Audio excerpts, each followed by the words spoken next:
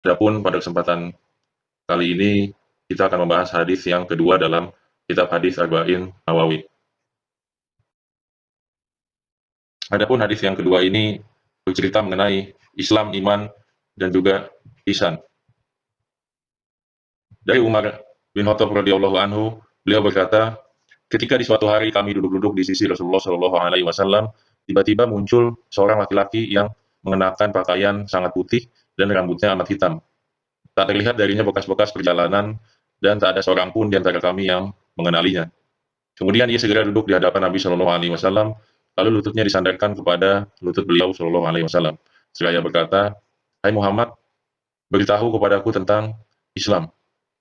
Maka bersabdalah Rasulullah Shallallahu Alaihi Wasallam, bahwasanya Islam adalah engkau bersaksi bahwa tidak ada ilah atau Tuhan yang patut disembah selain Allah Subhanahu wa taala dan Muhammad adalah Rasulullah. Engkau menegakkan sholat, menunaikan zakat, puasa Ramadan, dan menunaikan haji ke Baitullah jika engkau mampu melakukannya.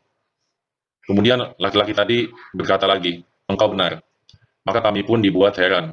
Ia yang bertanya, namun ia pula yang membenarkannya. Kemudian laki-laki tadi bertanya lagi, beritahukan aku tentang iman.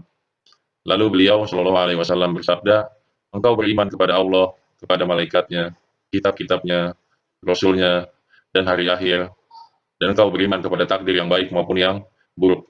Kemudian ia berkata lagi, engkau benar. Setelahnya lelaki itu berkata lagi, beritahu aku tentang ihsan.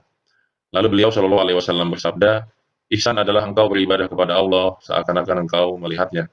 Dan jika engkau tidak mampu melihatnya, sesungguhnya Allah Azza wa Jalla mampu melihatmu.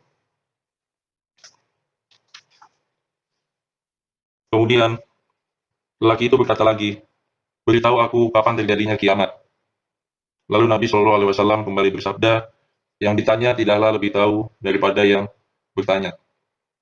Lalu laki-laki tersebut pun kembali bertanya, beritahukan kepada aku tentang tanda-tandanya. Maksudnya adalah tanda-tanda kiamat tersebut. Lalu Nabi Shallallahu Alaihi Wasallam menjawab, jika seorang budak wanita telah melahirkan tuannya. Kemudian, jika engkau melihat orang yang tidak beralas kaki, telanjang, miskin, dan pengembala kambing telah saling berlomba dalam mendirikan bangunan yang menjulang tinggi. Setelah itu, lelaki tadi segera pergi. Kemudian aku pun terdiam sekian lamanya hingga Nabi Shallallahu Alaihi Wasallam bersabda kepadaku, wahai Umar, tahukah engkau siapakah lelaki yang bertanya itu? Kemudian aku menjawab, Allah dan Rasulnya lah yang lebih mengetahui. Selanjutnya, beliau Shallallahu Alaihi Wasallam pun bersabda, dia adalah Jibril yang datang kepada kalian, mengajarkan kepada kalian tentang agama kalian. Hadis ini diriwayatkan oleh Imam Muslim dalam Sahihnya. Adapun keutamaan hadis ini yaitu, hadis ini sangat agung dan mencakup seluruh perbuatan baik lahir maupun batin. Begitu yang dikatakan oleh Ibnu Daqiq Al-Aid. Bahkan semua ilmu syariat mengacu padanya dan diperkaya juga dengannya. Karena kandungan seluruh ilmu tentang sunnah ada di dalamnya. Seperti surat Al-Fatihah yang disebut dengan Ummul Quran, karena itu seluruh makna Al-Quran terkandung di dalamnya. Dan oleh karena itu maka hadis ini juga disebut dengan Ummu As-Sunnah. Adapun keutamaan hadis lainnya yaitu hadis ini mengandung makna yang sangat agung karena berasal dari dua makhluk Allah yang terpercaya, yaitu Aminus Sama atau kepercayaan makhluk di langit yaitu Jibril alaihissalam, dan juga Aminul Ard, kepercayaan makhluk di bumi yaitu Rasulullah Shallallahu Alaihi Wasallam. Kemudian pelajaran-pelajaran hadis antara lain, yang pertama memperbaiki pakaian dan sikap. Ketika hendak masuk masjid dan akan menghadiri majelis ilmu, disunahkan memakai pakaian yang rapi dan bersih serta memakai wangian. Sunnah pula bersikap baik dan sopan di hadapan para ulama, karena kedatangan malaikat Jibril alaihissalam pada saat itu untuk mengajarkan manusia melalui sikap dan ucapannya. Kemudian pelajaran hadis yang kedua yaitu mengajarkan hakikat Islam, di mana secara etimologis Islam berarti tunduk dan menyerahkan diri sepenuhnya pada Allah Subhanahu wa taala. Menurut syariat, Islam adalah tunduk dan menyerah sepenuhnya kepada Allah Subhanahu wa taala dengan menjalankan kelima rukunnya, yaitu berikrar dengan dua kalimat syahadat, menunaikan sholat dengan memenuhi syarat dan rukunnya, serta memperhatikan adab dan sunnahnya, mengeluarkan zakat, puasa di bulan Ramadan, dan haji bagi siapa saja yang mampu. Kemudian pelajaran hadis berikutnya adalah mengajarkan hakikat iman. di mana secara bahasa iman berarti pembenaran, sedangkan menurut syariat berarti pembenaran dan penetapan terhadap yang pertama, terhadap keberadaan Allah Azza wa Jalla yang Maha Pencipta dan tidak ada sesuatu pun yang menjadi sekutu baginya. Kemudian yang kedua, keberadaan makhluk Allah yaitu malaikat, pembenaran terhadap adanya makhluk Allah yang bernama malaikat. Mereka adalah hamba Allah yang dimuliakan, yang tidak pernah melakukan maksiat dan selalu mematuhi perintah Allah Azza wa Jalla, di mana mereka diciptakan dari cahaya.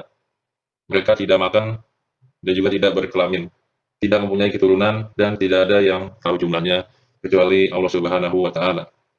Kemudian yang ketiga adalah pembenaran terhadap keberadaan seluruh kitab yang diturunkan oleh Allah Azza wa Jalla dan meyakini bahwa kitab-kitab tersebut ya sebelum Al-Qur'an ada yang diubah atau diselewengkan oleh manusia, ya. Kita harus meyakini bahwasanya sebelum diubah dan diselewengkan tersebut, kitab-kitab tersebut merupakan syariat Allah Subhanahu wa taala. Yang selanjutnya adalah pembenaran akan keberadaan seluruh rasul yang dipilih dan diutus oleh Allah untuk membimbing umat manusia dan diturunkan juga bersamanya kitab. Selain itu juga meyakini bahwa mereka Rasul-Rasul Allah adalah manusia biasa yang terjaga dari segala dosa atau maksum. Selanjutnya, pembenaran terhadap adanya hari kiamat. Pada hari itu Allah membangkitkan manusia dari kubur, lalu menghisap seluruh perbuatannya dan memberinya balasan. Bagi yang beramal baik maka akan mendapatkan balasan kebaikan, dan bagi yang jahat amalnya maka akan menuai balasan yang setimpal pula. Kemudian juga pembenaran terhadap takdir Allah. Artinya segala hal yang terjadi di alam semesta ini merupakan ketentuan atau takdir atau juga kehendak Allah Azza wa Jalla untuk suatu tujuan yang hanya diketahui olehnya. Poin-poin tadi adalah tidak lain adalah rukun iman. Barang siapa yang meyakininya dengan baik, maka ia akan selamat dan beruntung. Dan barang siapa yang menolaknya, maka ia akan sesat lagi merugi. Di mana Allah Subhanahu wa taala berfirman dalam Quran surat An-Nisa ayat 136 yang artinya, wahai orang-orang yang beriman, tetaplah beriman kepada Allah dan Rasul-Nya, dan kepada kitab yang telah Allah turunkan kepada Rasul-Nya, serta kitab yang Allah turunkan sebelumnya. Barang siapa kafir kepada Allah, malaikat-malaikatnya, kitab-kitabnya, Rasul-Rasulnya, maka sungguh ia telah sesat sejauh-jauhnya.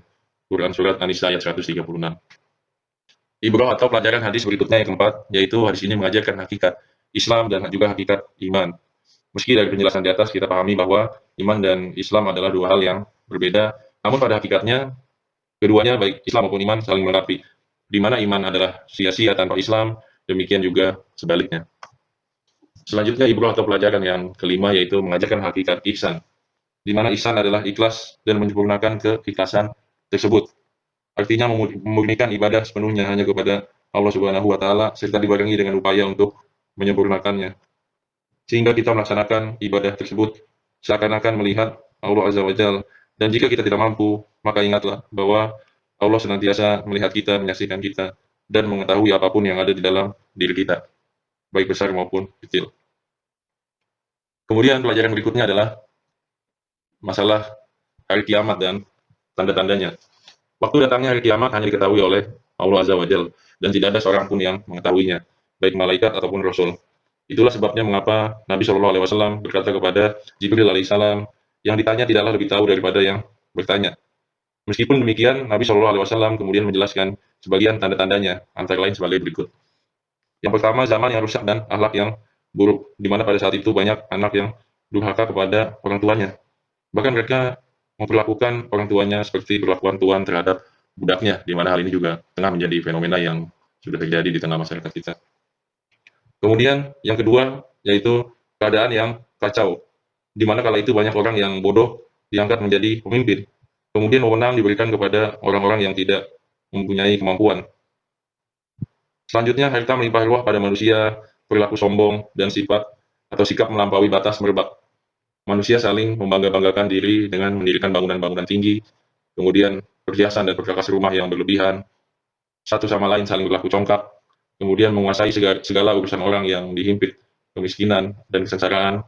Dan jika seseorang hendak berbuat baik kepada orang lain, maka sikapnya seperti perlakuan seorang tuan terhadap orang Baduy, terhadap para pengembala, dan terhadap orang-orang yang semisal dengannya. Kemudian ibrah yang terakhir adalah pentingnya bertanya tentang suatu ilmu. Seorang muslim akan menanyakan sesuatu yang membawa manfaat bagi akhirat maupun untuk dunia. Ia tidak akan menanyakan hal-hal yang tidak mendatangkan manfaat. Bagi orang yang menghadiri sebuah majelis ilmu, lalu ia melihat bahwa audiens atau jamaah yang hadir pada saat itu memiliki satu masalah dan ternyata masalah tersebut tidak ada yang menanyakan misalkan, maka sepatutnya ia menanyakan meskipun ia sudah tahu jawabannya. Tujuannya adalah agar orang-orang yang hadir tersebut bisa mengambil manfaat dari jawaban yang diberikan. Sedang jika orang yang ditanya tentang suatu itu tidak tahu, maka katakanlah bahwa dirinya memang tidak tahu, dan hal ini sebagai salah satu adab dalam menuntut ilmu. Selain dapat menambah kewibawaan, sikap demikian juga merupakan bukti sifat waro' dan sebagai bentuk ketakwaan. Demikian, semoga bermanfaat. Wallahu a'lam bishawab. Jangan lupa klik tombol like, subscribe, dan juga share video ini. Semoga menjadi amal jariah untuk kita semua. Subhanakallahumma wa bihamdik, asyhadu an la ilaha illa anta, astaghfiruka wa atubu ilaik. Assalamualaikum warahmatullahi wabarakatuh.